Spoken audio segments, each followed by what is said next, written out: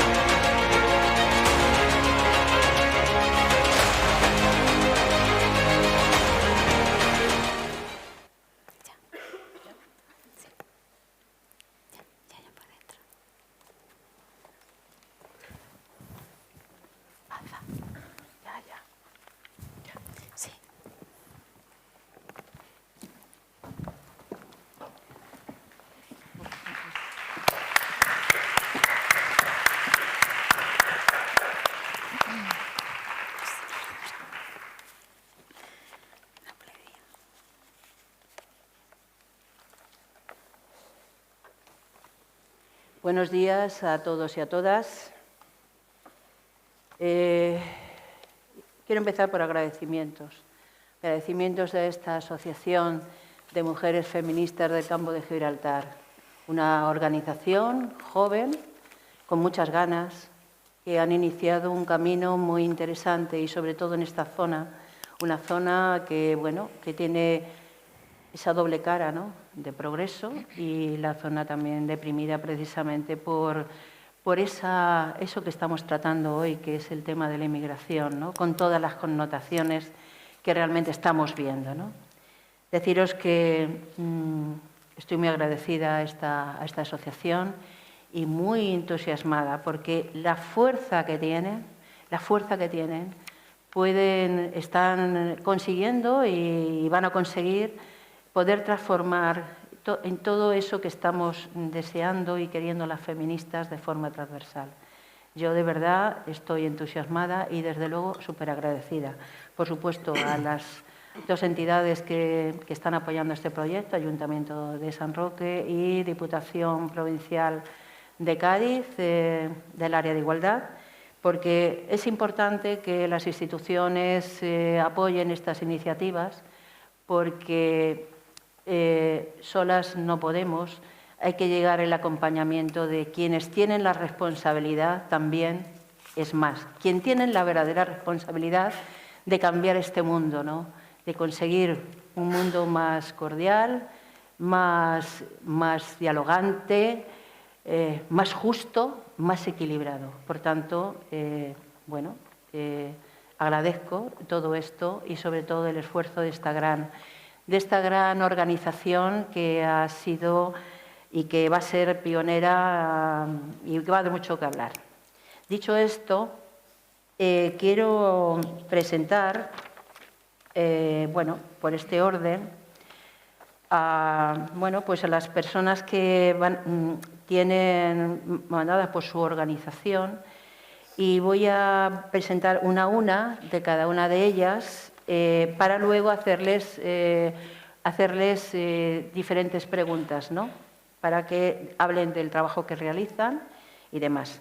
Primero quiero presentar a Jerónima Cruz Sierra, ¿vale?, que pertenece al Grupo de Trabajo de Psicología en Emergencias desde el 2014, miembro del GIPET desde el noviembre del 2015, es licenciada en Psicología por la Universidad de Granada, máster en Terapia de Conducta y Salud, de psicólogo reconocido por el Sistema Nacional de Salud y es representante de la Fundación Cruz Blanca. Bienvenida, Jerónima, a este gran congreso. La segunda persona a la que quiero presentar es Melissa Mann, de Nuevo Hogar Betania. Melissa Mann, es psicóloga jurídica, coordinadora estatal de área de trata y violencia de género, lidera equipos multidisciplinares de trabajo que intervienen en recursos especializados con supervivientes de trata y violencia de género. Ha organizado congresos nacionales e internacionales para la lucha contra la trata. Ha creado campañas pioneras de lucha contra la explotación sexual e impartida y da formación a profesionales de distintos sectores que pueden trabajar directa o indirectamente con mujeres supervivientes. Y la tercera representante del proyecto, perteneciente al proyecto ALMA, es el recurso residencial perteneciente a las Hijas de la Caridad, es Inmaculada López Ruiz, educadora y responsable de dicho proyecto.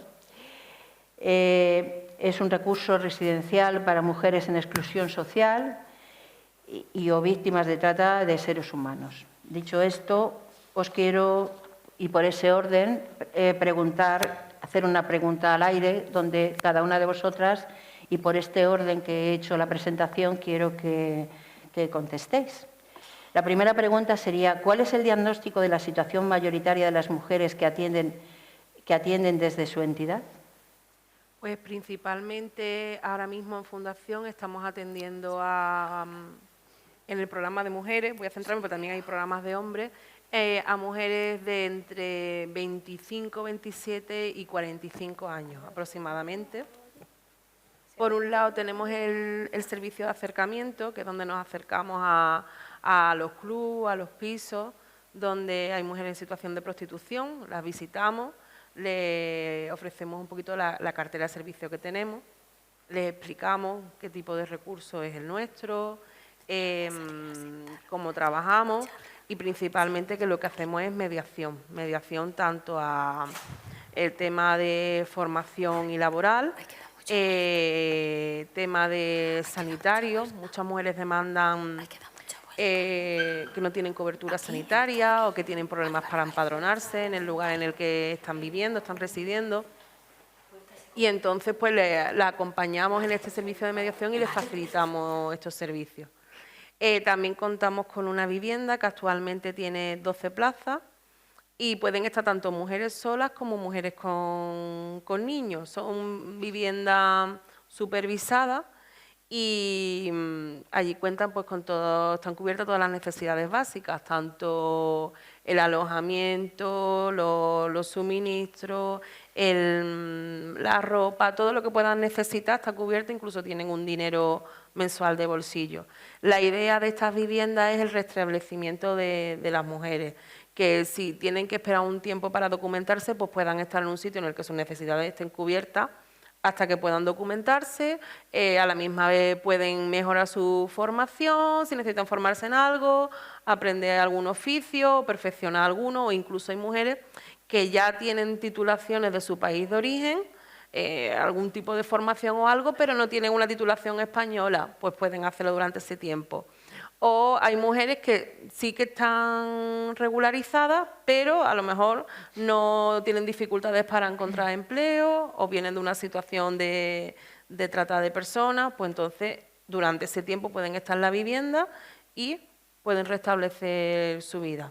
Los niños también, pues cuando llegan también se les atiende todas sus necesidades, se escolarizan, tienen atención psicológica si lo necesitan, tenemos compañeras que también del tema de empleo y de formación. Melissa. Bueno, centrándome en el perfil que vemos ahora más de las mujeres, anteriormente a la pandemia sí que nos encontrábamos a muchas mujeres de origen subsahariano, sobre todo Nigeria. Eso ha cambiado, igual que ha cambiado muchas cosas debido a la pandemia y que las redes pues siempre van como un poco por delante, ¿no? y y cogen toda esta rendija para ellos ser los que ganan finalmente. Ahora nos encontramos a chicas de Latinoamérica, principalmente Colombia, Venezuela y Paraguay. De unos 25, bueno, hemos llegado a tener casos de 19, pero la mayoría es de 25 a 40 años lo que nosotras trabajamos. Nos encontramos ahora también con mujeres muy dañadas por el consumo de tóxicos. Estamos especializándonos nuestros equipos en el tema de adicciones, porque al final, aunque la derivemos a servicios públicos como el CTA o CPD, ¿no?, dependiendo de la provincia de la que hablemos, aquí, por ejemplo, en la línea es el CTA, necesita mucho más allá que esa atención ambulatoria que va muy espaciada en el tiempo. Porque la mayoría pues, son obligadas a consumir tusi, cocaína o distintas sustancias estupefacientes y traen, por desgracia, ya un consumo activo que en algunas situaciones son el principal problema cuando llegan, ¿no? Aparte de todo lo que traen a nivel de salud mental, que luego si no hablaré más detenidamente de ese daño. Pero así, resumidamente, es lo que puedo decir, lo que nos encontramos aquí. Bueno, Inmaculada. Hola, buenas tardes a todos y a todas. Y en primer lugar, dar las gracias al Congreso por invitarnos y contar con nosotros para este momento. Pues nosotros, el abanico de mujeres que atendemos es un poco más amplio porque son vulnerabilidad social. Dentro de la vulnerabilidad social, pues el abanico se abre. Las mujeres que llegan son de 18 a 40 años, con o sin hijos.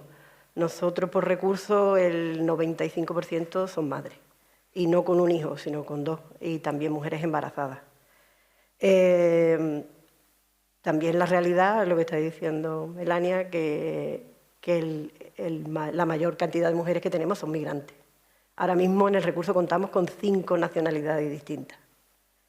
Se encuentran en situación irregular muchas y otras están en proceso de regularizar su situación. Las situaciones que, como he dicho antes, son muy amplias. Nosotros tenemos víctimas de violencia de género, tenemos víctimas de trata, tenemos víctimas de explotación sexual, tenemos mujeres que vienen derivadas de servicios sociales comunitarios, mujeres que vienen por un seguimiento de servicios de protección de menores, extuteladas.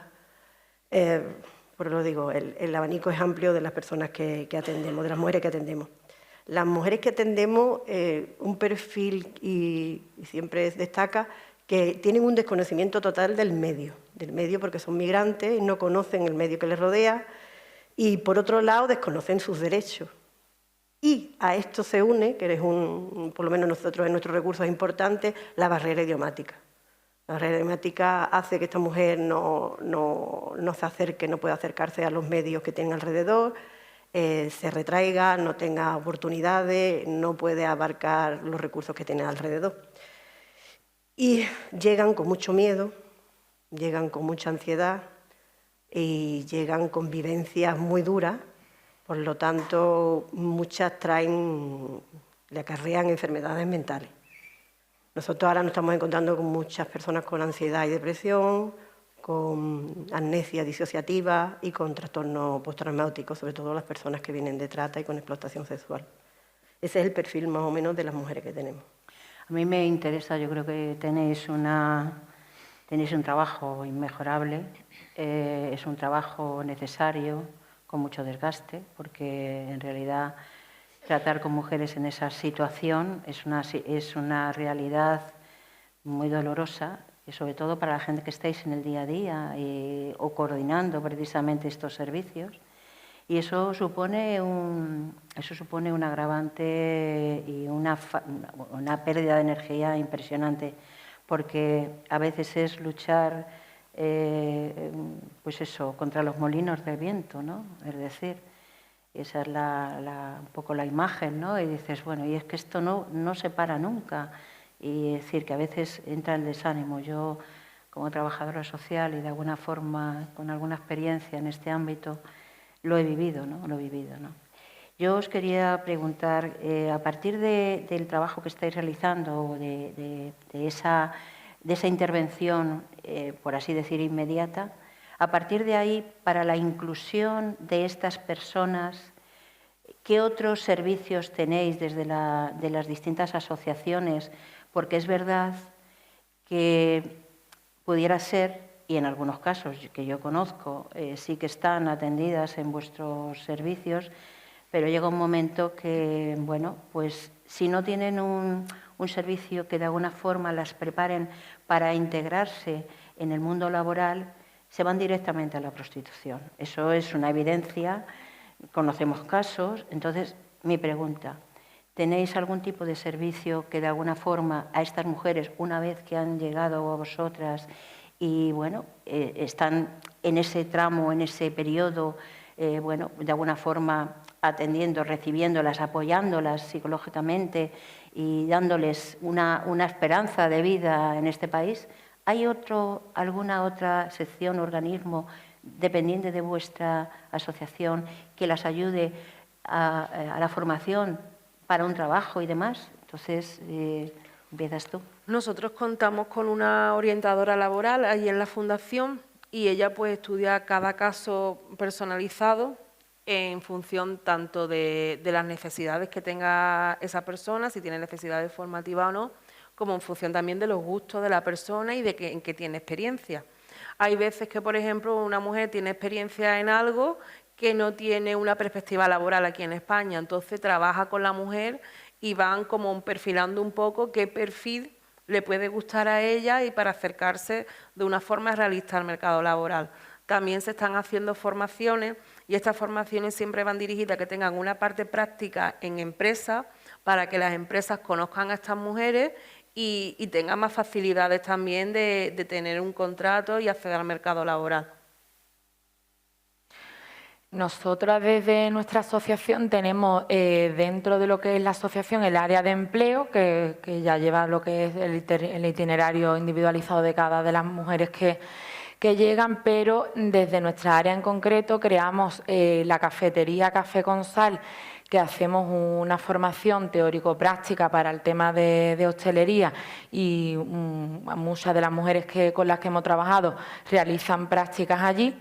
Hemos creado Puntadas hacia el Futuro, que Puntadas hacia el Futuro es una cooperativa de costura que ya tenemos nuestra tienda online y estamos empezando a crear todo el stock que tenemos allí. Esto es gracias a, paralelamente, el trabajo de sensibilización y concienciación que hacemos en las empresas, en las grandes empresas, porque se siguen cerrando tratos con la trata. Entonces, nosotras vamos a ofrecer charlas de concienciación a grandes empresas, como puede ser Airbus, Iberia, Iberdrola, Moeve, distintas. Y a raíz de ahí, a través de las fundaciones que tienen ellos, que bueno, que también es como un sello de calidad, ¿no?, para las empresas, pues optamos a premios o a subvenciones que nos permiten hacer este tipo de situaciones. Porque si no, en que algunas veces los procedimientos penales son largos, algunas veces ya los estamos teniendo más ágiles, pero eso sería un tema para hacer otra mesa bien extendida. Te encuentras muchas trabas en esos procedimientos, entonces dejamos a la mujer en un limbo que no está ni documentada, ni puede tener un trabajo digno, entonces acaban limpiando casas o cuidando a ancianos. Si das con una familia que quiera pagar lo que consideramos que es digno para una persona y unimos eso a la baja autoestima y el daño que traen las mujeres totalmente disociadas, como bien ha comentado Isma, y con la necesidad que dejan en sus países de dar de comer a sus niños, a familias a cargo, esa vulnerabilidad las lleva directamente otra vez a caer en las redes de trata. Entonces, hacemos un poquito eso. Inmaculada. Vale. Pues nosotros, es un recurso residencial integral, o sea, las mujeres viven en 2 unidades de convivencia y nosotros el trabajo es desde pie. Yo tengo el despacho, mi equipo tiene el despacho dentro del recurso. Partiendo de ahí, la mayoría de las mujeres lo que quieren es una emancipación y trabajar.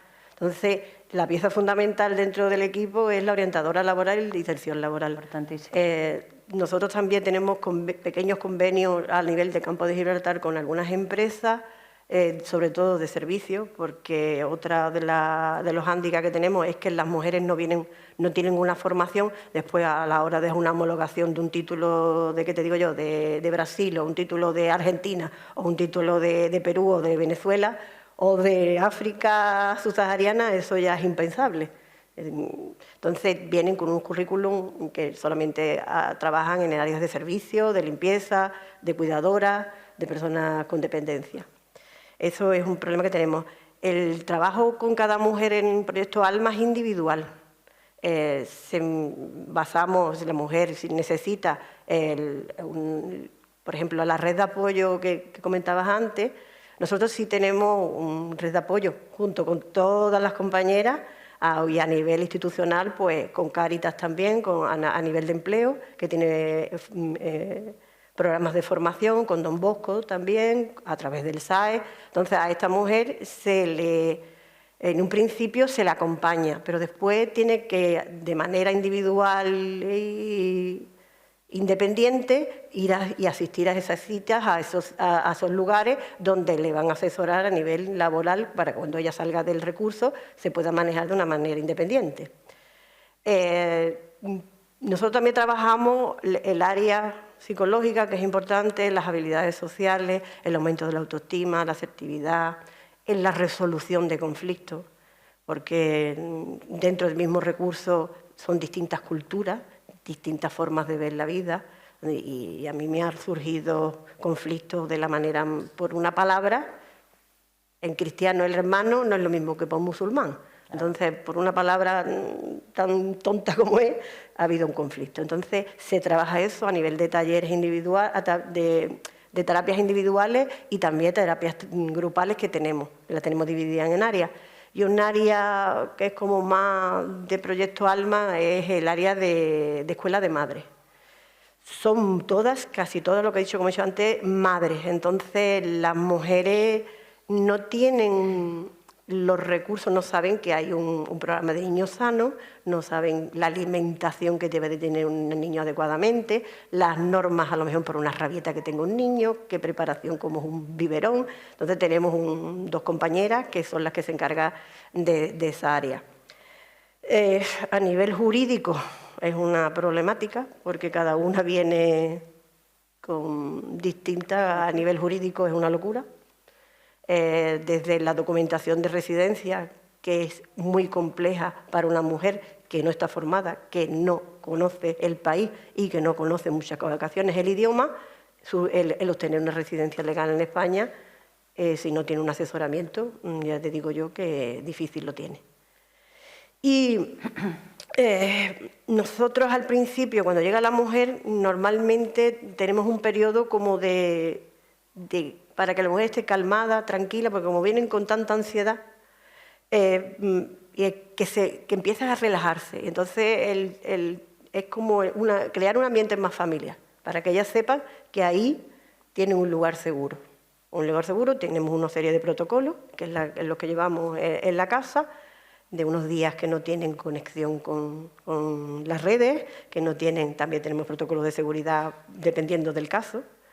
Y sobre todo, lo que le digo, la pieza fundamental es la orientadora y la integradora laboral que hace una labor individual con cada mujer. Qué importante es el acompañamiento. Qué importante es el acompañamiento. Y el acompañamiento con eso que estabas tú diciendo, es decir, con ese cariño, con esa historia, es decir, y con ese espíritu de decir, venga, vamos a darte la caña para que puedas tú pescar. Vamos a enseñarte cómo funciona la caña. Qué importante es el acompañamiento. Dicho esto, hay un tema muy importante que ahora habéis tratado, más o menos, y sí que quería que profundizaseis un poco en él, que es precisamente cómo se atiende y trata los problemas de salud de estas mujeres. ¿A través de quién? ¿A través de qué organismo? ¿Qué dificultades estáis teniendo? Como habéis dicho, muchas de ellas son madres y algunas seguramente han sido madres o iban a ser madres precisamente en ese trayecto que venían de la otra orilla. ¿Cómo tratáis esto? Es decir, ¿cómo lo afrontáis? ¿Cómo, es decir, yo me imagino, pues eso, que vienen a un país que no conocen a nadie, vienen con esa ansiedad que estáis hablando, vienen con problemas mentales, seguramente, psicológicos, porque es muy duro. El desarraigo, ¿no? Muchas veces vienen solas, pero también vienen con sus hijos, y ese desarraigo de cultura, de espacio, huyendo de alguna manera, ¿cómo lo podéis afrontar? ¿Quién acoge o quién se encarga de esa salud mental y física de estas mujeres? ¿Empiezas tú? Bueno, en el caso de la salud física, nosotros empezamos cuando cogemos a una mujer en la vivienda, siempre tramitándole la tarjeta sanitaria, salvo algunos casos de alguna mujer que venga derivada ya de otro lugar de Andalucía, que son las menos normalmente, a casi todas le tramitamos la tarjeta sanitaria. He de decir que aquí en el campo de Gibraltar tenemos mucha facilidad porque tenemos contacto directo con las trabajadoras sociales. Entonces, simplemente pues mandándole la documentación por email a la trabajadora social ya nos tramita lo que es el AN y nos lo manda. Nosotros, por ejemplo, que sí que llegamos en la ruta de acercamiento a la zona de Estepona y de Marbella, allí es mucho más complicado hacerle la tarjeta sanitaria porque tienen que ir presencialmente, tienen que llevar padrón, nos cuesta mucho más trabajo. Pero en la zona aquí del campo de Gibraltar, esa conexión, esa sinergia con las trabajadoras sociales del centro de salud es magnífica. Después, en cuanto a el tema sanitario de las mujeres, pues hay como anécdota, ¿no? Las mujeres subsaharianas no controlan el concepto de centro de salud. Entonces, para cualquier cosa es hospital. Entonces hay que explicarle que aquí están los centros de salud, que son para las cosas más pequeñas, que cuando, por ejemplo, te duele una muela o tienes un dolor de cabeza o te sale una erupción en la piel, que se va al centro de salud, que digamos que los hospitales son para las cosas más grandes, ¿no? Para las dolencias más grandes. Ahora mismo nosotros el perfil que tenemos es principalmente mujeres de Centroamérica y de Sudamérica. Entonces ellas pues sí tienen más controlado eso. Algunas tienen algunos problemas de salud físicos, pero normalmente pocos problemas de salud. Pero sí hay muchas mujeres con problemas a nivel psicológico. ¿Vale? Hay que trabajar pues mucho con ellas, el sufrimiento que han pasado, las que han dejado algunos hijos o sus hijos en sus países de origen, ¿no? El tema del desarraigo, el tema muchas veces de que aunque son conscientes que han hecho ese proceso migratorio por una mejora para su familia, pero eso eres consciente cuando inicias el proceso. Claro. Pero cuando ya estás en el otro país, piensas, bueno, pues he tomado la mejor decisión, o no estoy en el día a día de mis hijos, y hay muchos sentimientos de culpa, cosas que también hay que trabajarlas más, independientemente de otro tipo de cosas que puedan padecer, y se trabaja individualmente con cada una de ellas. Con las mujeres, pues yo siempre he dicho que la pieza angular de la recuperación es la psicológica. Encontramos muchas enfermedades, bueno, muchas ITS, porque claro, la mayoría ejerce la prostitución con mucho riesgo. Aquí en Algeciras había un centro de ITS que han quitado, una barrera que nos encontramos que para uno que hay lo quitan. En Málaga, por ejemplo, que también trabajamos, estaba en una zona accesible y lo ponen allí en el Palo ahora creo que está, o sea, a nivel público nos encontramos muchísimas trabas. Dentro de lo que es los equipos de Betania, pues tenemos psicólogas especialistas en trauma y victimología en cada una de las provincias, pero sí que aparte cada una está especializada en algo más. Entonces dependen los recursos en los que tengamos las mujeres que estén dentro con nosotras viviendo o fuera externa en contexto de prostitución, las vamos derivando a, si hay algo muy concreto, pues a la psicóloga que sea. Y si están viviendo, pues cada una principalmente la atiende la psicóloga, que como bien dice Isma, y es muy importante, y nos lo reflejan las supervivientes, es muy importante que la oficina esté dentro del recurso y que los equipos estén dentro del recurso, porque si no tú no ves ni la mitad del sufrimiento que tienen las mujeres, porque el sufrimiento está en la noche, está en el despertar de una pesadilla y está en ese acompañamiento que no se puede dejar antes, durante y después de un proceso tan duro que pasan tanto migratorio, judicial y de recuperación como superviviente de tanto sufrido. Otro de los obstáculos que nos podemos encontrar es el tema de la salud mental, que escasea y creo que es un punto que habría que poner en la mesa a nivel general para toda la población. Pero si hablamos ya de mujer extranjera y encima prostituta, o porque lo seguimos viendo así, la que tiene el estigma es ella, él no, pues apaga y vámonos. Nosotros hemos puesto quejas formales ante delegaciones de salud por cosas bestiales que, vamos, yo en concreto he vivido en triaje, en urgencia, en salud mental, de ir con una chica que te comentaba anteriormente, que tenía intentos autolíticos día sí, día también, totalmente disociada, se orinaba en la cama, una chica de 26 años que solo al ver su foto de identidad y al verla a ella tú ya veías el desgaste que traía, porque era brutal. Y decían en salud mental del Hospital de la Línea, que es el que tenemos con Agudo, que bueno, que ella estaba consciente de la realidad, que no tenía que ser ingresada. Pudo ser ingresada tras un intento de autolítico bastante grave, ¿no?, que casi acaba con su vida, y ahí vieron la gravedad, pero a los 2 días nos la vuelven a traer de que, bueno, que, o sea, imaginaros, ¿no? Lo principal es la salud física, pero muy de la mano y mayoritariamente la salud mental de esta mujer, y estar muy formados y formar a los profesionales que al final entran en juego. El tema sanitario, en la sanidad pública, es que vemos, ¿sabes? Tienen que estar formados. Hay protocolos que tienen un anexo que te habla de la trata y de la prostitución, pero lo pueden tener en el cajón y no leerlo. Entonces esa formación tendría que ser obligatoria y reciclada para todos los profesionales. Completamente de acuerdo. Inmaculada. Pues yo estoy totalmente de acuerdo en las víctimas de trata, en lo que ocurre en el sistema de salud. Falta mucha formación y mucho asesoramiento. Ya en el resto de mujeres que vienen de vulnerabilidad que nosotros recibimos, normalmente lo primero que se hace es el desplazamiento médico de la entidad donde venga o del lugar donde venga, tanto a ella como a los menores. Vienen con muchos problemas también físicos que somatizan de las situaciones que viven.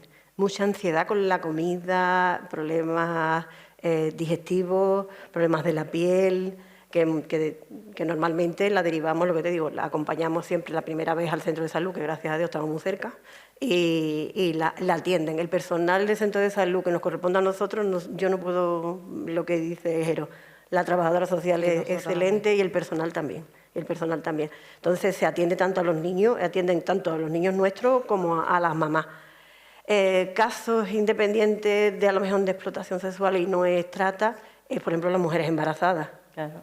Todas tienen un control, esas se le lleva un control exhaustivo de todas las citas médicas que llevan, de analíticas y de fechas de parto. Yo creo que llevamos como 7 o 8 partos. En los tiempos que yo llevo como 8 o 9 años en el recurso, como 8 partos, y ahora tenemos otro. Entonces, el acompañamiento. Y lo que es las enfermedades de salud mental, nosotros sí nos las encontramos en todas las mujeres, más o menos tienen problemas de salud mental. La salud mental es piedra angular de todos nuestros recursos. Sí, yo quería haceros una última pregunta, quizá muy rápida por el tiempo, que es cómo, es decir, con todos estos servicios que estáis dando a la ciudadanía, a través de la ciudadanía, que yo la considero ciudadanía, aunque sea de la otra orilla, ¿cómo os financiáis? ¿Qué recursos? ¿De dónde recibís los recursos para tener esa estructura tan importante y necesaria para atender a estas mujeres? Porque esto, es decir, esto no es un voluntariado, es decir, que te lo sacas de la manga. Esto tiene que llevar una estructura, una organización, y eso es igual a dinero. ¿Cómo os financiáis? ¿Qué instituciones os ayudan? No ayudan, aportan a esa necesidad que hay que afrontar. ¿Cómo lo hacéis? Pues nosotros contamos con financiación de fondos propios, aunque esa es una mínima parte. La mayoría de las financiaciones son por subvenciones. Son financiaciones buenas que cubren muchas cosas, pero también se dejan muchas otras. ¿Vale? Entonces siempre hay que estar tirando recursos. También tenemos financiación privada, pero todo esto es algo muy inestable, porque las financiaciones públicas van cambiando en función de los años. Hay algunos años que se dan más para unos programas, otros años que se dan menos para otros programas y las financiaciones privadas también son muy vulnerables. Así que eso es un trabajo que se hace año a año y buscando financiación. Y tienes que ir buscando financiación porque sabes que siempre de la financiación que busques, alguna va a fallar o alguna va a caer. Y sin embargo, los programas hay que intentar mantenerlos. Claro. Y también, aparte, hay que tener en cuenta que las financiaciones se dan, digamos, con nombre y apellido, en el sentido de que se dan conforme a unos perfiles determinados.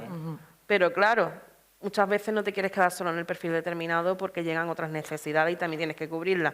Entonces tienes que buscar los recursos. Sí, el puzzle, ¿no? Tienes que poner las piezas aquí, allí, para que poder tener toda la imagen que realmente pretendéis. Melissa.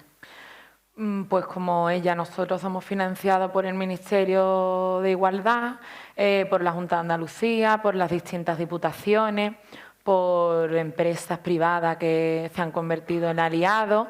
Y bueno, y desde el inicio realmente siempre lo dice, ¿no?, la directora, que es la que se encarga de encontrar incansablemente escenas de financiación, que han estado apoyándonos y siempre han creído, ¿no?, en lo que hacíamos.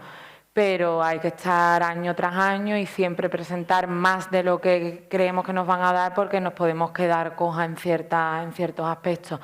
Y es verdad que yo ya de ahí me salí, que es una alegría, porque hay un departamento de gestión de proyectos que es un peso que te quitas de encima, que es un peso bien grande, pero yo siempre he dicho que tenemos un año de estancia máxima, ¿no? Pero eso es mentira. Yo no juego, o sea, yo no limito la recuperación de una persona a un año, porque es que nosotros hemos llegado a tener a personas durante 2 años y medio. Lo que necesite. Lo que necesite. Y luego el seguimiento de la persona, que es súper importante. Ya lo decíamos en la reunión de preparación, que yo tengo contacto con mujeres desde 2015 y yo sigo siendo su hermana de España, que estas en concreto son de Nigeria y de Senegal. Sí. No se pierde. Esa seguridad y ese sentimiento no lo pueden perder. Pues nosotros igual. Dependemos del Ministerio, dependemos de IRPF, dependemos del IAN y de la labor de las hermanas de la Hijas de la Caridad, que están todo el día buscando patrocinio y dinero para el recurso. Pues nada, muchas gracias a las 3, muchas gracias a vuestras organizaciones, que no decaigáis, que esto es... pues eso, que piensas que cuando crees que has alcanzado un espacio a lo mejor te tienes que parar o te tienes que bajar del escalón y decir no, hay que continuar. Y sé y conozco bien la problemática y sé que bueno, vais a seguir haciéndolo, tanto vosotras como vuestras organizaciones, porque las mujeres lo necesitan, lo necesitamos. Y necesitamos a estas organizaciones que están dando la cara y que desde luego acogen a estas mujeres, porque nadie se ocupa de ellas y es importante que os ocupéis vosotras y otras organizaciones. Muchas gracias.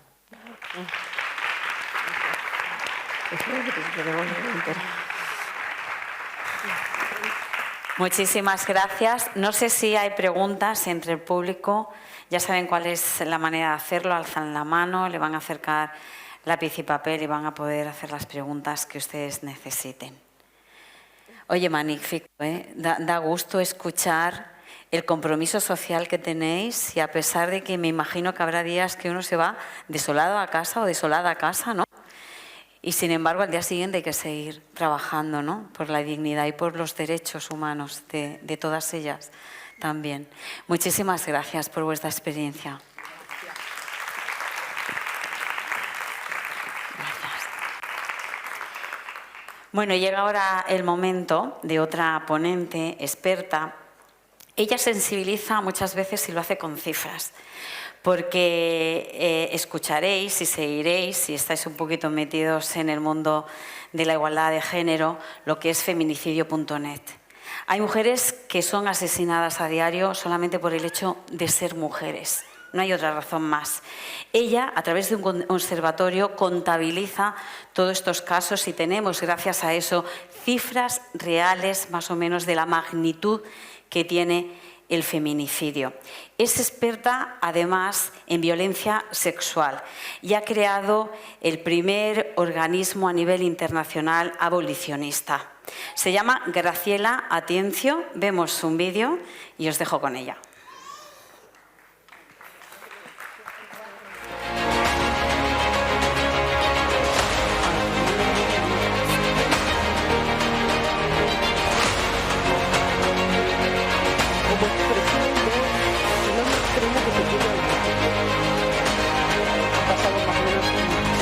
entre 800 y 900 alumnos.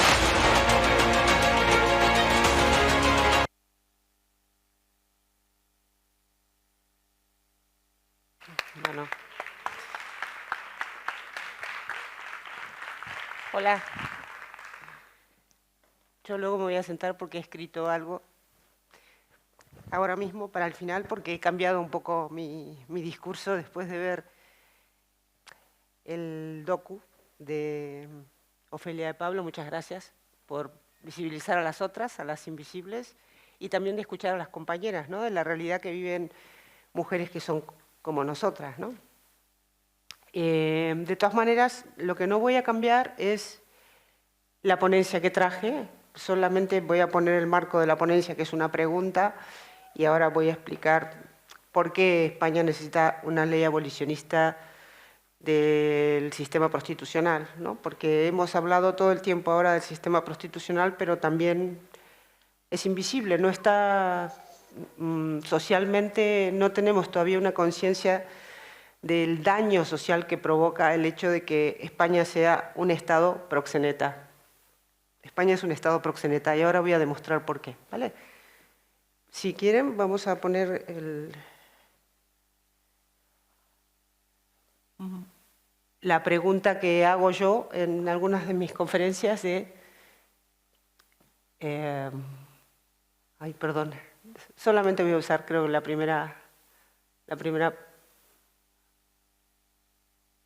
No... Ah, hacia allá, ¿no? Bueno, no está funcionando esto. Bueno, no importa. La pregunta es la siguiente. ¿Es posible que España pueda alcanzar, promulgar una ley abolicionista de la prostitución? ¿Y por qué esta pregunta es necesaria? Primero, bueno, yo sí tengo que hablar de datos y de poner el contexto, ¿no?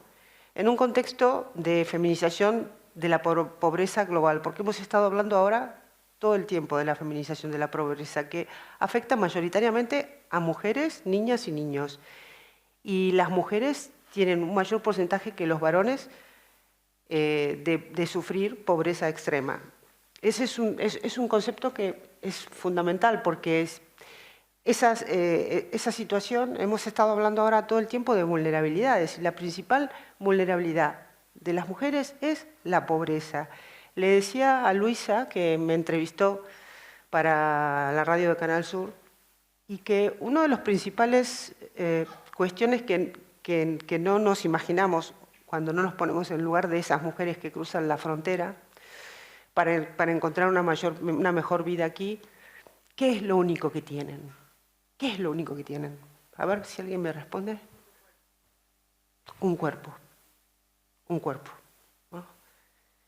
¿Y qué pueden hacer esas mujeres si lo único que tienen es un cuerpo?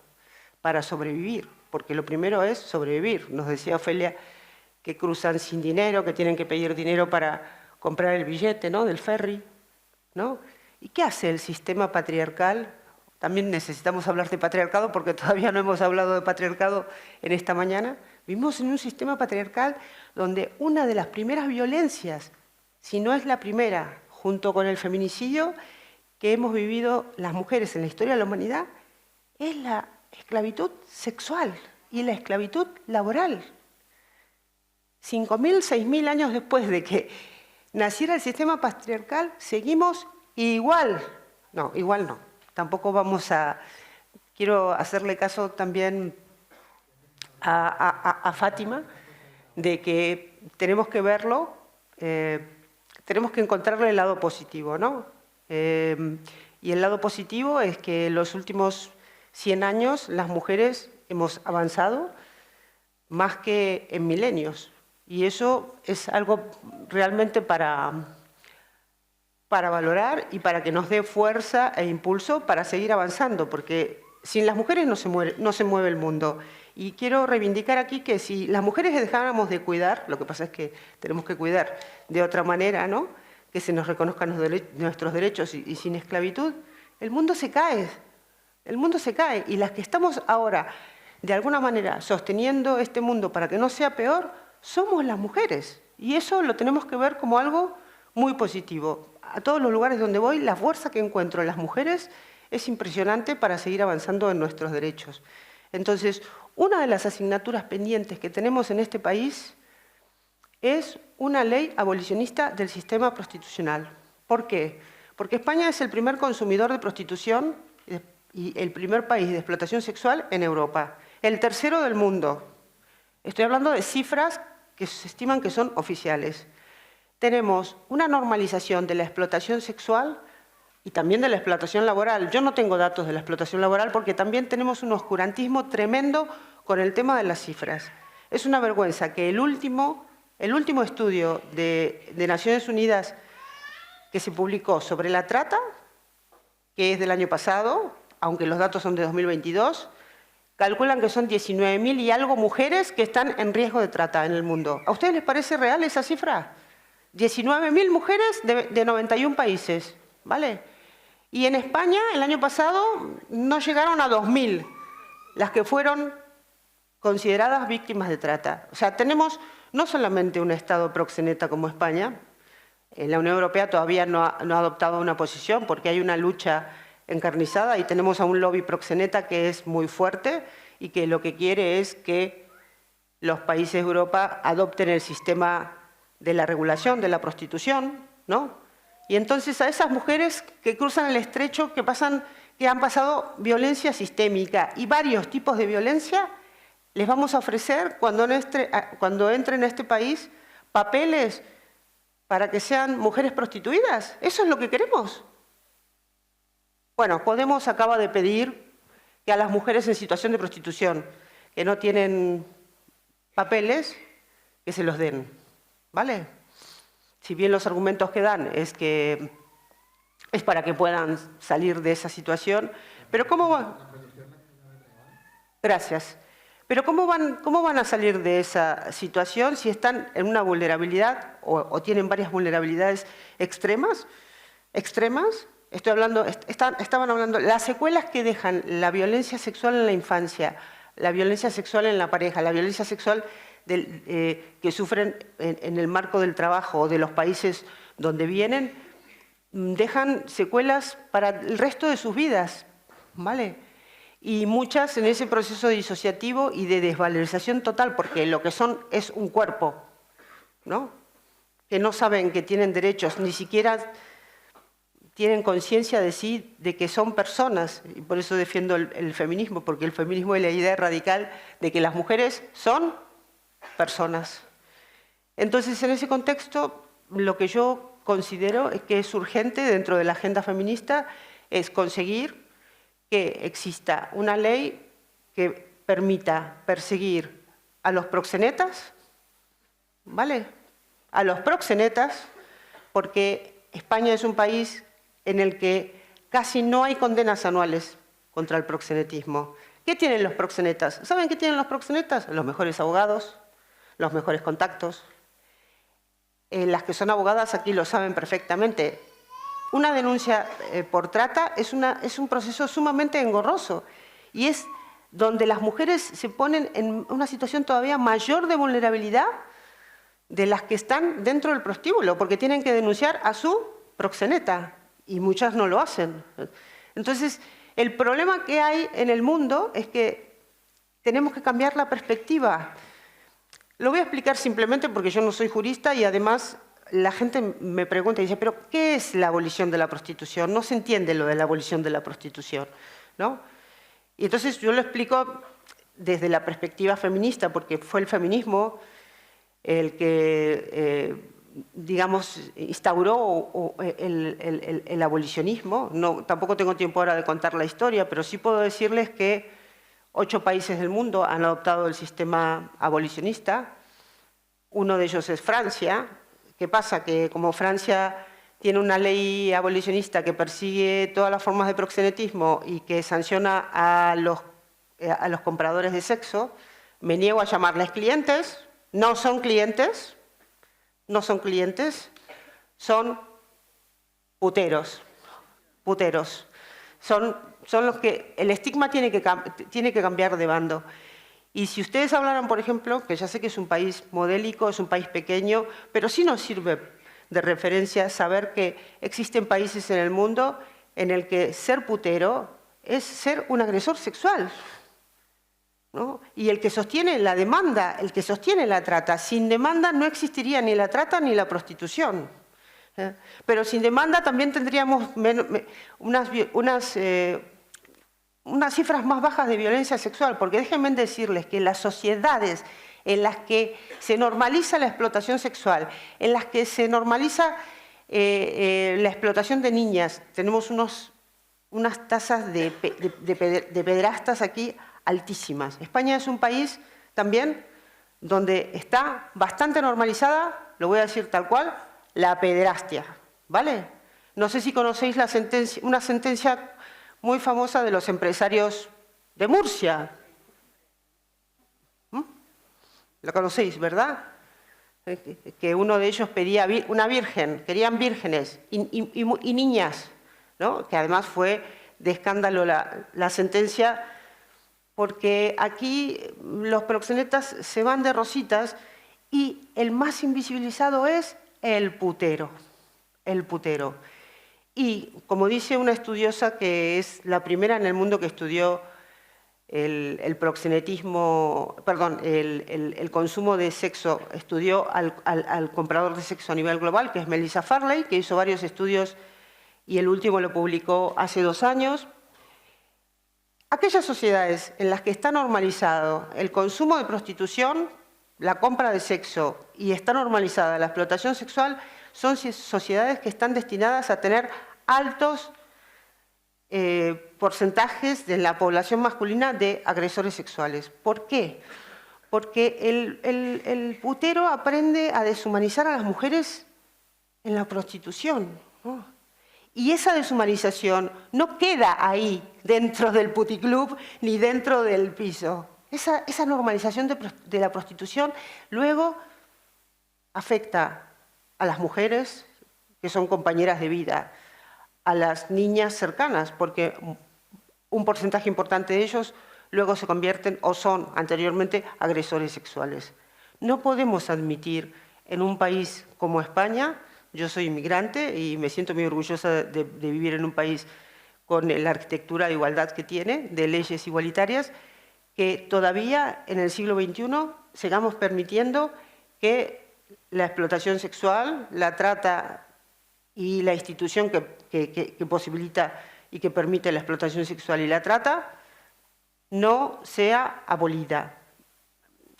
Abolir no significa tampoco que se vaya a acabar, ¿no?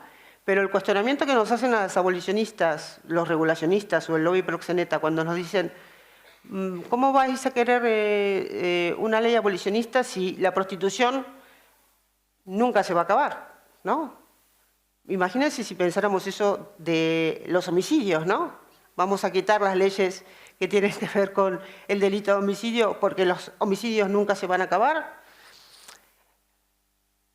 El modelo abolicionista probablemente sea de los modelos jurídicos que existen en el mundo más resistidos, porque en las sociedades patriarcales, y vivimos en un sistema patriarcal, uno de los privilegios que todavía no se ha podido dinamitar ni se ha podido erradicar, gran parte es el consumo de cuerpos de las mujeres y la compra de sexo. Y ahora tenemos un problema todavía mayor, que es que la industria de la explotación sexual necesita cada día más y más mujeres para la producción de pornografía, ¿vale? Y también para poder ir cambiando. ¿Por qué? Porque la vida útil de una mujer en situación de prostitución, de explotación sexual para los proxenetas, lo dicen ellos mismos, hay testimonios y estudios, es de el proxeneta de Mabel Lozano, lo dice claramente, él explotó a más de 1000 mujeres, os recomiendo el documental o el libro. La vida útil de una mujer explotada sexualmente son 3 años. Después empiezan con problemas muy serios y a flaquear y no quieren seguir en esa situación. ¿Y qué pasa?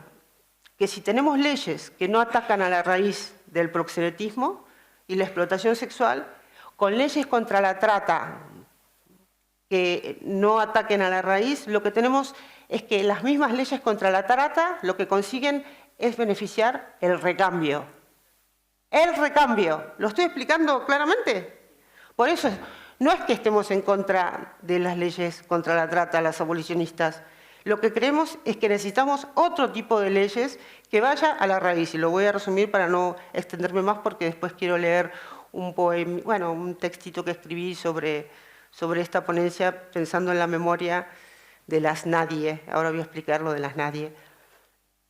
¿Qué significa ir a la raíz? El delito no lo comete la mujer. Sin embargo, en la trata, ¿quién es la que tiene que demostrar el delito? La mujer, ¿verdad? Pero ¿qué pasa si cambiáramos el registro, la perspectiva? Porque primero hay que entenderlo mentalmente. ¿Qué pasa si señaláramos al demandante? ¿Quién comete el delito? A mí no me gusta la expresión las mujeres que ejercen prostitución. Los que ejercen la prostitución son los puteros y los proxenetas, no son las mujeres. Las mujeres somos prostituidas, somos las explotadas, somos las oprimidas, somos las asesinadas en el sistema prostitucional. Es la peor de las violencias, que es el feminicidio. Los feminicidios más letales, en los que hay profanación del cadáver y se cometen infinidad de actos violentos antes de que ellas sean asesinadas, es el feminicidio por prostitución. Entonces, ¿por qué no adoptar un sistema en el que se persiga a los demandantes y a los proxenetas? Las leyes contra la trata no funcionan, funcionan muy mal. Cada vez más países han adoptado leyes contra la trata y os digo que estamos peor que nunca en cuanto a cifras. Está aumentando la trata a nivel mundial, está bajando las edades, cada vez es mayor la trata con fines de explotación sexual infantil, ¿vale? Tenemos un aumento generalizado a nivel global de la violencia sexual, de lo que está haciendo la pornografía, que se ha convertido en la escuela de la violencia sexual. Y la pornografía lo que hace es fabricar puteros a gran escala, porque necesitan demandantes desde pequeños para después sostener los pisos y los prostíbulos. Bueno, yo quiero acabar diciendo que tenemos un gran desafío en España. No podemos dejar pasar más tiempo. Existe una urgencia de conseguir una ley abolicionista. Yo lo digo en todos los sitios a los que voy. Aquí hay compañeras que llevan décadas luchando por conseguir una ley abolicionista. Y creo que por deuda con esas compañeras que empezaron 30 o 40 años antes y algunas, como recientemente se nos ha ido, ¿no? Y las que empezaron a luchar se están yendo de este mundo sin que hayamos conseguido una ley abolicionista. No solamente lo tenemos que hacer por las mujeres en situación de vulnerabilidad y que son presas, como yo que entré a este país como inmigrante, de solo tener un cuerpo. Aunque yo no entré en esa situación, siempre me he puesto en la piel de ellas y por eso defiendo esta causa. Creo que es urgente conseguir una ley abolicionista del sistema prostitucional porque un país que es el faro del mundo de la igualdad no se puede permitir ser el prostíbulo de Europa. ¿Qué pedimos por último en esa ley abolicionista? 4 cosas básicas. Que no son tan básicas porque necesitamos una transformación social y crear una conciencia a nuestro alrededor. Es penalizar todas las formas de proxenetismo, porque en el año 95 se quitó la tercería locativa y España en ese entonces no era un país de destino de la trata y de la explotación sexual. Y a partir de entonces empezó a convertirse en lo que es hoy, donde la prostitución ha crecido sin control. Necesitamos que la sociedad tome conciencia de que el putero es un agresor sexual y necesitamos que sea penalizado, que tenga una serie de sanciones que pueden empezar de multas hasta la cárcel, ¿no?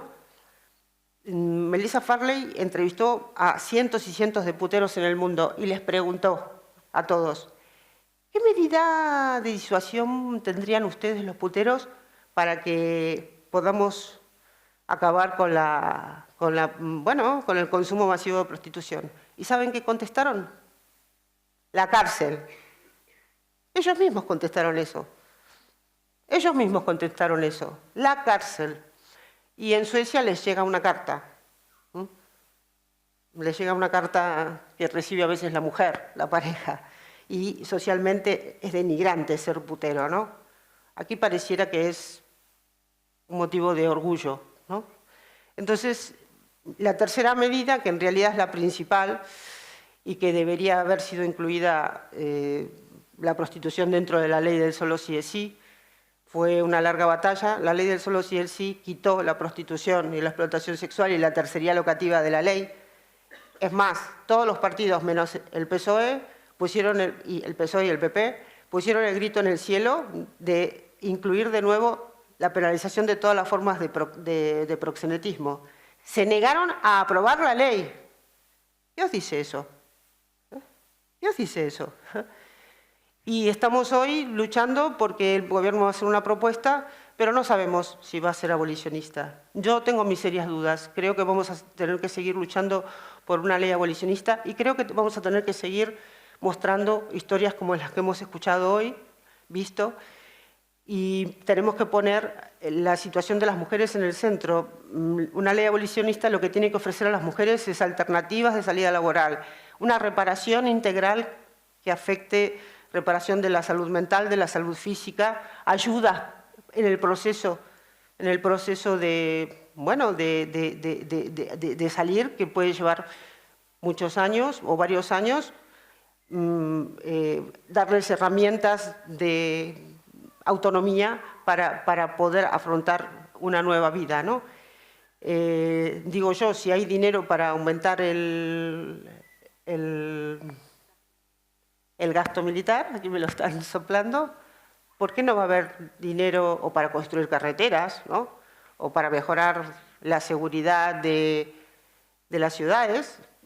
¿Por qué no plantear transformar este mundo y que la vida de las mujeres, que somos las que lo sostenemos, tenga, pues eso, que sea una vida digna, ¿no? Y que esa igualdad, entre comillas, llegue a todas. Bueno, a mí me ha movilizado mucho esta mañana de esto que estamos viviendo y he escrito algo sobre, porque yo pensaba, digo, bueno, ¿y de qué voy a hablar? No tiene mucho sentido hablar de un speech, de un discurso que tengo cuando te enfrentas con realidades como esta, ¿no? Y cuando te enfrentas con la vida de mujeres, porque me preguntaba mientras veía el trocito de docu de Ofelia y lo que contaban las compañeras que trabajan con las víctimas, porque son víctimas, víctimas de varios tipos de violencia. ¿Cuántas se podrán recuperar? ¿Cuántas mueren en el camino? ¿Cuántas desaparecen sin que sepamos que no dejan de ser feminicidios, ¿no? Y entonces, antes de venir, recordé un poema. ¿Conocéis algunas a Eduardo Galeano? Vale. Él escribió un poema, un textito que se llama Los Nadie. Y yo vengo utilizando ese término para las mujeres, o sea, en el femenino, ¿no? Las Nadie. En primer lugar, lo utilizaba para visibilizar los feminicidios, ¿no? ¿Cuántas mujeres son asesinadas? Y tenemos en nuestra base de datos de feminicidio.net casos de mujeres que no se saben los nombres, que tuvieron que hacer colectas, ni siquiera familiares, porque no podían pagar la repatriación de cuerpos, ¿no? O sea, las Nadie. Pero las Nadie no son solamente ellas, también son las mujeres que cruzan el estrecho. Así que voy a acabar con eso, ¿vale?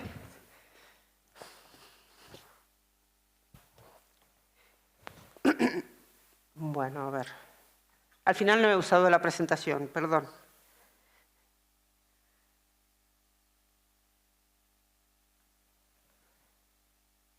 Las Nadie del estrecho de Gibraltar. No tienen nombre. Cruzan el mar en la noche, como sombras que el agua no quiere tragar. Traen consigo la geografía del hambre, la deuda, la esperanza y el cuerpo convertido en frontera. Las nadie no salen en las estadísticas ni en los mapas de Europa. Nadie pregunta por ellas, nadie las espera al otro lado. Las nadie son las que limpian, las que cuidan, las que cosechan los frutos y hortalizas del campo, las que el sistema usa y descarta, las que sostienen el mundo. Les prometieron trabajo y encontraron cadenas, les hablaron de futuro y hallaron prostíbulos, esclavitud sexual y laboral, campos de detención, pateras que no llegan.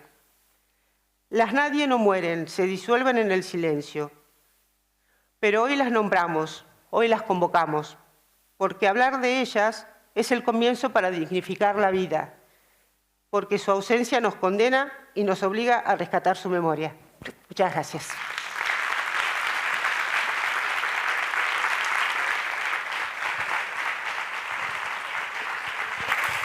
Gracias. Muchísimas gracias, Graciela. Te voy a invitar a que te quedes, no te vayas, porque además, si está por ahí Ofelia de Pablo, puede subir también e incorporarse. Vamos a abrir un turno de preguntas. ¿Vale? Gracias, Ofelia. Se abre un turno de preguntas. Vale, por ahí están. Ha sido ahora, ¿eh?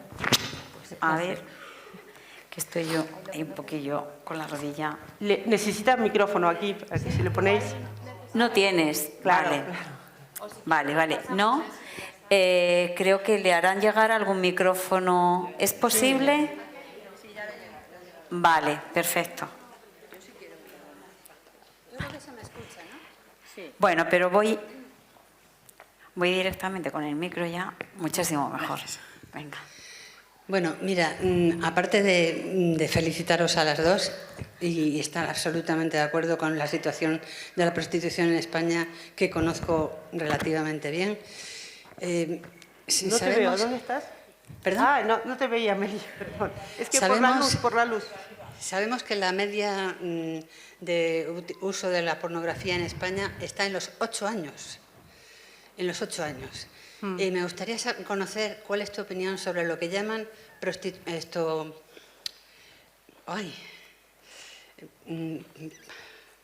¿cómo se llama? ¿Prostitución ocasional? No, la feminista, la pederastia no. ¿Proxenetismo? No, el proxenetismo tampoco. Los vídeos de la pornografía que le llaman feminista, perdón. No. Pornografía feminista. Sí, Bueno, ahora que si la pornografía puede ser feminista, sería la pregunta. Bueno, es que le llaman así.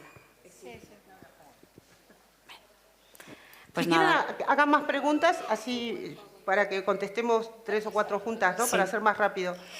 Bueno, Graciela, si quieres puedes ir respondiendo, ¿no? Ah, vale, bueno, perdón, no digo bueno, a ver, la pornografía feminista no existe, ¿vale? Porque si partimos de que a las mujeres se nos cosifica, es cierto que lo que venden, las que hacen, porque conozco algunas, está financiada por el mismo lobby proxeneta, ¿no? Está financiada por el mismo lobby proxeneta porque necesita poner amabilidad de alguna manera en la industria de la explotación sexual, porque según estudios, voy a decir solo una cifra, más del 85% de la pornografía que se ve es violencia sexual. Es decir, lo que vemos son violaciones, humillaciones a las mujeres, hostigamiento, lo que vemos es relaciones abyectas en los que solamente hay violencia y distintas formas de violencia, porque, por ejemplo, nosotros vamos a publicar ahora un libro sobre las manadas en España. ¿Saben las manadas? Sí, claro. Sí. Bueno, no saben las cifras que tenemos y las manadas están basadas, están tomadas del porno gangbang. Es un tipo de violencia, de 4 hombres hasta 1000 hombres, 700 hombres que violan a una mujer. No, el porno feminista es un lavado de cara de la pornografía, pero como tal no existe. No sé si eso contesta la pregunta. Sí, Bueno, pues la siguiente pregunta. Sí, yo esta pregunta, o 2 preguntas, van para Ofelia. Nos habéis contado en el documental que, bueno, que bueno, pues había denuncias y demás. ¿Llegó alguna denuncia a crear una sentencia? Punto, una de ellas.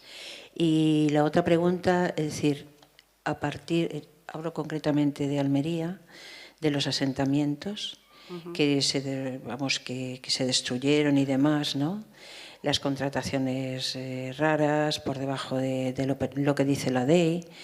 Eso al día de hoy, hablamos de octubre del 2025, ¿tienes alguna información de que se haya transformado algo, que se haya modificado algo? Nada más. Si quieres, empiezo por la segunda, porque ese desalojo que habéis visto de la chica que le tira en la casa y se va todo, eso es de febrero de este año. Lo hemos grabado en febrero de este año. Sí, sí, o sea, yo vine antes de ayer de Almería y eso es a día de hoy. Todo esto está grabado, o sea, os he traído esto porque es un montaje muy rápido de lo que va a ser el documental, porque creo que venía muy a colación del Congreso. Y esto es a día de hoy. Las entrevistas que están grabadas de los salarios, o sea, hay muchas más cosas que evidentemente aquí no cabían. Venta de contratos, o sea, por ejemplo, la mujer, no sé si recordáis la primera que sale diciendo la que querían obligar a prostituirse y se escapó. A esta mujer, aparte de todo eso que le ha pasado, que se ha escapado, que luego encima ha sufrido una violación, o sea, es larguísimo todo lo que ha sufrido, es que encima ahora hay un modelo que es que el empresario te vende el contrato de trabajo. Entonces, a esta mujer ahora le han cobrado 5.000 euros por tener un contrato de trabajo, porque cuando tú vienes sin papeles, tienes que estar 3 años aguantando como puedas y luego conseguir un contrato de trabajo para conseguir los papeles. Pues los empresarios y unas mafias que tienen por ahí tal apalabradas, pero que sin un empresario no se pueden hacer, venden esos contratos. Tú imagínate a esa señora, con la vida que ha llevado, cómo está y todo lo que ocurre, que encima te pidan 5.000 euros para pagar un contrato. Y yo, que cuando me dijo que ya tenía papeles, le dije, hombre, por lo menos podrás ahora ver a tu hija, porque su hija tiene diabetes y ha venido solo para intentar salvarla, ¿no? Y me dice, no puedo, porque imagínate cómo voy a pagar esos 5.000 euros si me marcho. No va a poder volver a su casa, ¿no? O sea, que todo eso es a día de hoy, para que... Y lo que muestra es que en pleno siglo XXI, y por eso con lo de las certificaciones ecológicas, que nos ponemos todos la etiqueta y somos muy cool y muy guay y muy todo eso, esto está pasando antes de ayer en Almería, ¿no? En Almería, en Murcia y en Huelva. Y respecto a la segunda pregunta sobre las sentencias, es muy difícil que lleguen a denunciar, por lo que he contado antes, y luego encima todos esos periplos que ha habido de sentencias, muy pocas han llegado con un juicio positivo hacia las mujeres. Ha habido una sentencia reciente en Huelva en la que lo que se hace es que además es todo una pantalla gigante, porque lo que se hace es que se pone el acento en el capataz, en lo que decía antes, no, es que el capataz les ha hecho esto, pero es que hay una cosa que se llama responsabilidad civil subsidiaria, que es lo que tienen las empresas y es lo que debería aplicarse. O sea, si mi trabajador del Corte Inglés viola a una chica en el cuarto de baño, el Corte Inglés es responsable. ¿Y aquí? ¿Por qué no? O sea, lo dice muy bien la mujer de Comisiones Obreras de por qué no se nombra a la empresa. O sea, al final, y ahora mismo hay una ley que se está intentando poner en marcha desde Europa para que las empresas sean efectivamente castigadas si no cumplen esto, ¿no? Pero es como esta cosa en el limbo que luego... Y al final lo que ocurre, por ejemplo, no lo conté antes, pero lo cuenta un momento en Murcia, estas chicas que hablan al final de las violaciones y todo lo que ha ocurrido, es la primera sentencia que existe de este calibre para un capataz que violaba a todas estas mujeres, ¿no? Y ahora se está intentando la segunda parte, que es las empresas que sabían que ese capataz, porque todas saben lo que ocurre, o sea, todas saben, las empresas dicen, claro, las empresas dicen, a mí tráeme 10 mujeres mañana para que recojan la sandía. ¿De dónde las saques o cómo lo hagas? Me da lo mismo. Y eso de si no follas no trabajas, pues saben que se utiliza. Y a veces lo utilizan los mismos empresarios. Pero en este caso sabían que este capataz hacía eso porque toda la gente en Murcia contrata a este señor porque sabe que tiene ahí material.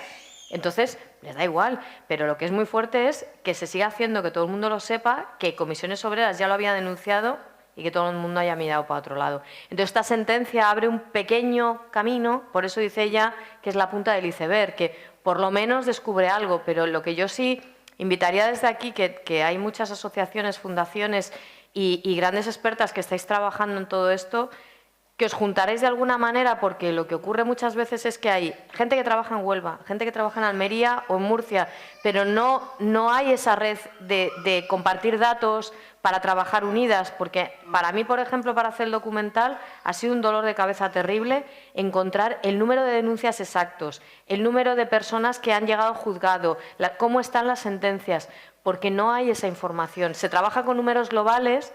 Incluso desde los sindicatos se mete a las mujeres y a los trabajadores en el mismo bloque. Y entonces no se separa por tema de género, ¿no? Y creo que eso es súper importante. Yo lo lanzo porque entiendo que hace falta dinero para hacer esto, pero a lo mejor era una... Yo tengo una pregunta que creo que nos interesa a todas aquí, porque me ha despertado muchas preguntas, bueno, por deformación profesional, que soy periodista, de las que has entrevistado, de las mujeres. ¿Qué porcentaje? Yo calculo que casi todas fueron víctimas de explotación sexual y laboral, o de explotación laboral y violencia sexual. Va unido prácticamente. O sea, es que la frase además yo cuando ella pero ¿sabes lo tremendo? Que es que encima forma parte del lenguaje normal. Es que tienen como asumidísimo que para encontrar trabajo se tienen que acostar con el encargado, con el empresario. Es como, claro, es que es lógico. Es que, o sea, como alguna me decía, ¿de qué te extrañas si esto es así? O sea, esa frase de si no follas, no trabajas, es todo en el sur de España, es lo normal en el campo, cosa que a los hombres no les pasa, evidentemente.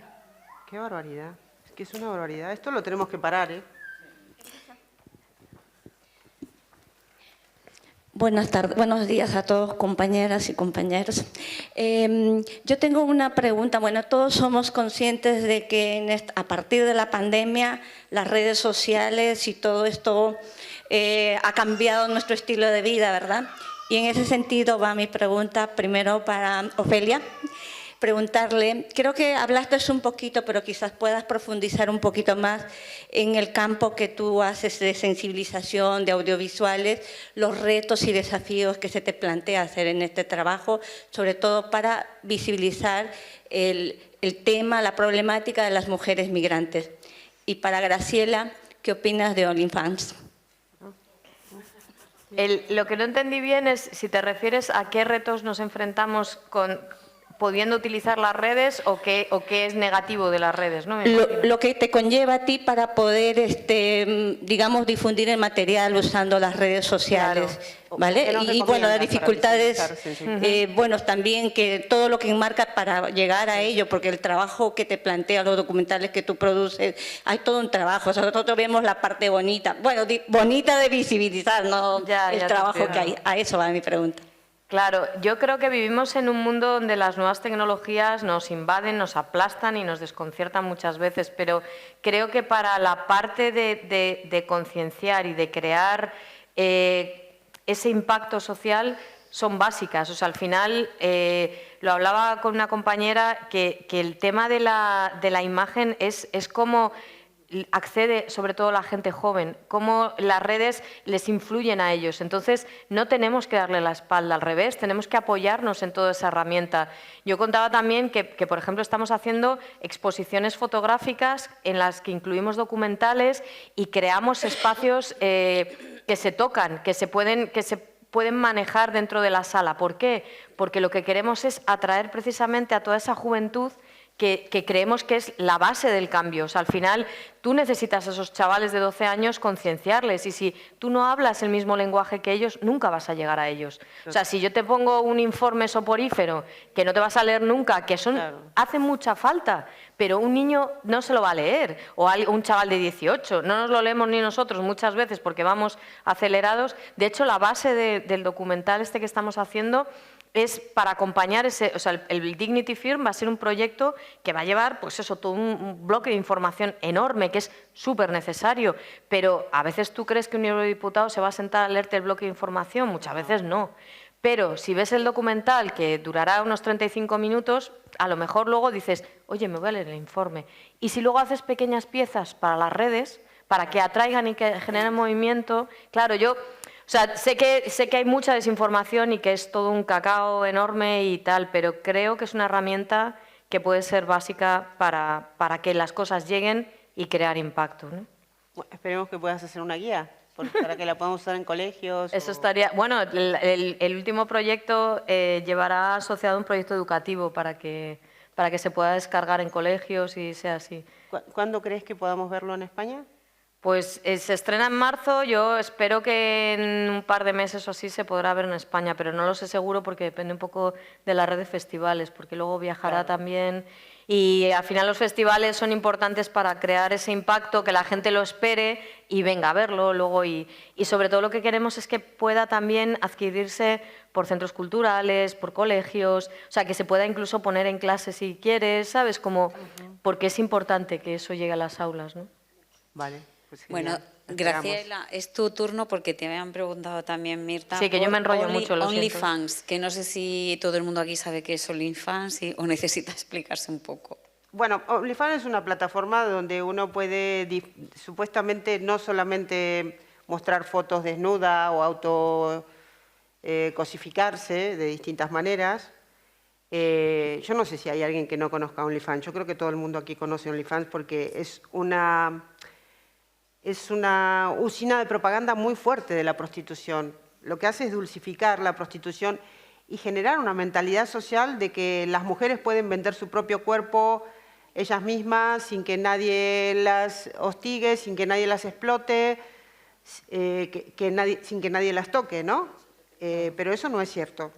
Para empezar, las mujeres que son explotadas sexualmente allí, primero, no es cierto que ganen todo el dinero que dicen que se gana, porque estamos cansadas de ver en las redes casos de mujeres que dicen que ganan 100.000 euros por mes, que ganan millones al año. No, según estadísticas, lo que gana una mujer explotando su cuerpo, o bueno, porque en realidad está explotada por los dueños de OnlyFans, todos los derechos de lo que ella utilice en OnlyFans pertenece a los dueños de OnlyFans.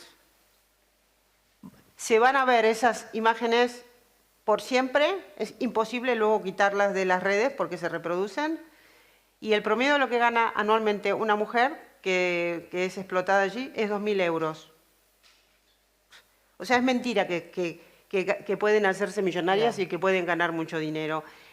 Es un gancho también dentro del sistema prostitucional para generar más demanda de captar a mujeres que están en OnlyFans y sobre todo mujeres jóvenes, ¿no? Pero además es una industria que está basada en un modelo que es el de las webcams, ¿no? Hay dos países en el mundo que son las grandes fábricas del mundo de las webcams. Uno es Colombia, el mayor exportador del mundo de las escuelas de OnlyFans, y el otro es Rumanía. En Colombia hay una universidad de webcams que van miles de mujeres al año a aprender supuestamente a cómo explotarse. A ser explotadas de otra manera por el proxenetismo digital. Y hay un fenómeno horrible que se dio el año pasado en una de las principales calles de Medellín, para que vean los efectos del daño social. Mejor siempre con ejemplos, ¿no? Que podrías hacer un docu de esto, que es un tema tremendo.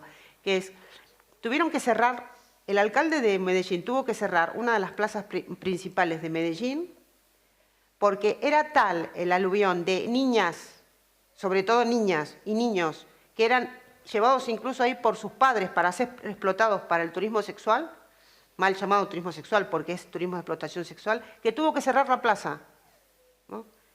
Promedio de edad de las niñas de 8 a 12 años, ¿vale? Y en las escuelas hay un fenómeno en Medellín, porque hay un alemán que tiene, no sé si 3.000 webs o así, que venden esto de las webcams. Las niñas utilizan las cámaras y son explotadas dentro de las propias escuelas. Ese es el fenómeno que tenemos, que ha producido OnlyFans. Así que imagínate lo que opino de OnlyFans. No sé si queda claro, ¿no? Sí. Bueno, si hay alguna pregunta más, sí.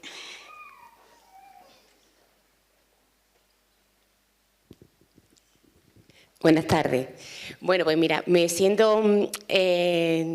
ha despertado en mí una pregunta para las dos, para compartir aquí con los que estamos aquí, y es del tema de los docentes, ¿no? Hemos hablado con Ofelia, una guía del sistema educativo, compartir que nos sentimos totalmente en muchos casos aislados y solos, porque nos exponemos ante una situación en la que según la política de turno o según que adoctrinamos y nos encontramos con situaciones con niñas de 8, 10, 12 que seguimos en redes sociales, que nos siguen en las páginas de los colegios de primaria y de secundaria, que las vemos expuestas haciendo bailes de TikTok totalmente cosificadas, ¿vale? Y sexualizados. Y sin embargo, cuando llegas a clase y quieres hablar de sexualidad, de reproducción, de educación sexual, nos encontramos totalmente limitados y solas, porque nos podemos, ante una demanda, ante una queja en el colegio por parte de la familia, de yo no quiero que a mis hijos o a mis hijas se le hable de sexualidad. Lo que no saben esa familia es que su hija tiene un perfil donde que su hijo y su hija consumen porno y es totalmente una venda en los ojos que la sociedad no se quiere quitar. Y muchas veces en ese sentido los educadores y educadoras nos sentimos totalmente aislados y desprotegidos. No sé, por compartir. Gracias. Mira, yo quiero pasar un aviso, porque nosotros damos cursos gratuitos en la plataforma online. Ahora mismo hay un curso, ya cerró, pero los seminarios son gratuitos. Hay un curso que estamos nuevo, que voy a coordinar yo, que se llama Violencia Sexual y Adolescencia, cómo acompañar a las nuevas generaciones. Ah, qué bueno. Para que os veáis lo solas que están, en un día se inscribieron 550 personas. Fíjate. A este curso. 550, tuvimos que cerrar, o sea, no sé cómo vamos a dar formación para 500, pero yo dije, bueno, las que se inscribieron, vamos a... Y a los seminarios abiertos que forman parte de ese curso, el primero se han inscrito 1.100. Quiero deciros, esto que está haciendo Ofelia y lo de trabajar en la sensibilización para transformar la sociedad es fundamental y necesitáis recursos porque la tecnología lo que ha hecho es que ha ido mucho más rápido para poder darle herramientas, instrumentos al proxenetismo, a los explotadores laborales, a todas estas redes de trata laboral y sexual, que la tecnología es un gran aliado para ellos y nosotros estamos llegando tarde. Bueno, pero por lo menos, o sea, creo que ya el escuchar voces como la tuya que dice necesitamos cambiar, necesitamos estar ahí y necesitamos ayuda. O sea, yo creo que ya es algo positivo, ¿no? Porque creo que hasta hace poco se miraba para otro lado, como si esto no existiera, ¿no? Entonces, ahora a mí me alegra mucho que me digas, oye, que lo he abierto y se me han inscrito 1000 personas. O sea, es que es realmente que la gente quiere cambiar esto, ¿no? Yo lo que también veo es que, lo hablábamos antes, que hay un alejamiento tremendo de la manera de comunicar. O sea, el mundo ha cambiado y ahora todo es audiovisual. O sea, los chavales se relacionan con vídeos, no con una charla, no van a estar sentados aquí y que le estés contando, no. Hay que hablar su propio lenguaje. Entonces, y que ellos mismos lleguen a... Exacto, lleguen a sus conclusiones. Entonces, por ejemplo, nosotros tenemos un proyecto educativo que lo hacemos junto con Canon y Manos Unidas, que se llama el Young People Program y ojalá tuviéramos financiación para hacerlo en un montón de colegios y sitios, porque nos han escrito, claro, hacemos una cosa pequeñita que se pueda hacer pues con el presupuesto que hay, pero durante 4 o 5 días se trabaja con los chicos, se les da cámaras y se les enseña a contar sus propias historias. Ellos son nativos digitales, o sea, manejan los equipos, enseguida están haciendo sus historias. Y acaban contando historias, o sea, alucinaríais las historias de chavales entre 12 y 16 años de maltrato, de ciberbullying, de violencia de género, es increíble. Pero las cuentan y sus profesores nos decían, joder, es que nunca nos hablan de esto. Y ahora nos lo están contando a través de imágenes porque luego las exponen en clase y cuentan por qué han elegido esa historia y cómo la han querido contar y tal, ¿no? Y son problemas que a ellos les preocupan porque realmente ellos... A veces pensamos, es que los chavales de 12 años están en la parra, no se enteran de nada, y no es verdad. Lo que pasa es que no tenemos ese vínculo de comunicación y esa herramienta. Entonces, desde que hemos descubierto esto, o sea, nosotros intentamos a los proyectos estos que relacionamos con exposiciones, con fotografía y documental, incluirle esta parte educativa para poder llegar y darles esas herramientas a los chavales y que ellos cuenten sus propias historias, porque es como lo que hablábamos antes, ellas tienen que tener su voz y contar su historia. Y aquí los chicos igual, o sea, creo que no podemos adoctrinarlos, o sea, no funciona eso. Claro, ellos tienen que descubrir su realidad. ¿Y cómo lo hacen? A través de su propia realidad.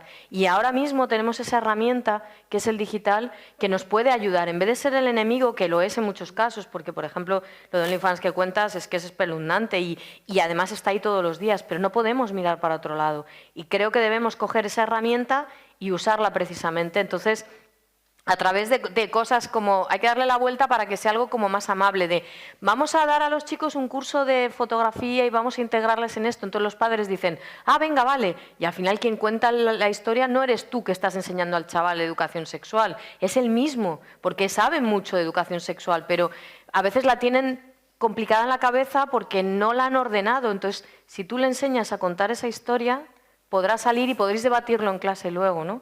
Que cuando lo ves en imágenes, de verdad, que eso es alucinante, ¿no? O sea, yo os invitaría mucho a trabajar esas nuevas narrativas con ellos porque ayudan a cambiar realmente, ¿eh? Bueno, muchísimas gracias, Gracielia, Ofelia, por esta mini charlita que hemos tenido aquí. No hay tiempo para más. Y les recuerdo, hacemos la pausa de la comida y a las 4:15 en la puerta de este teatro, quien no sepa llegar al edificio Salinas, pues nos conducirán hasta allí, y si no, pues allí a partir de las 4:30 empiezan lo que son las mesas de trabajo. Gracias. Bueno, gracias a vosotros.